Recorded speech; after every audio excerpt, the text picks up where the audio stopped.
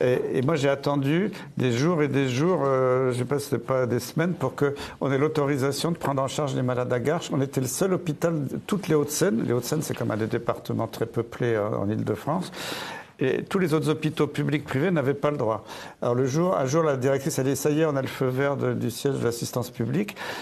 Et comme tous les malades des Hauts-de-Seine venaient sur mon hôpital, au pire du pire, on a dû avoir 40 malades le même jour. Alors c'était sympa parce que sympa, c'est triste pour les malades, parce qu'ils avaient arrêté toutes les activités de chirurgie.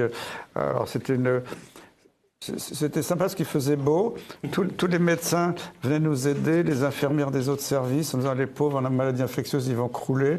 Il y avait Ediard ou d'autres traiteurs qui nous offraient des plateaux repas excellents parce qu'à l'époque, ils bichonnaient les soignants, c'était sympa.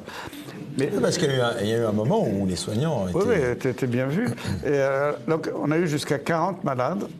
Après, quand il y a eu la deuxième vague, soi-disant qu'elle allait être pire que la première, on a dû avoir, je crois, au pire 14 malades. Et la troisième vague, c'était 5 malades. Et après, c'était terminé.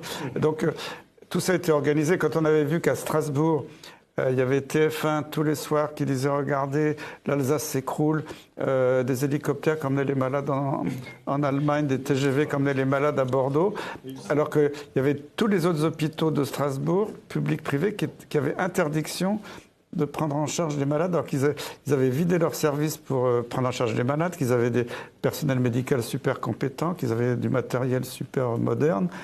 Pourquoi vous n'avez pas le droit, d'après vous? C'était pour faire croire qu'il y avait une panique.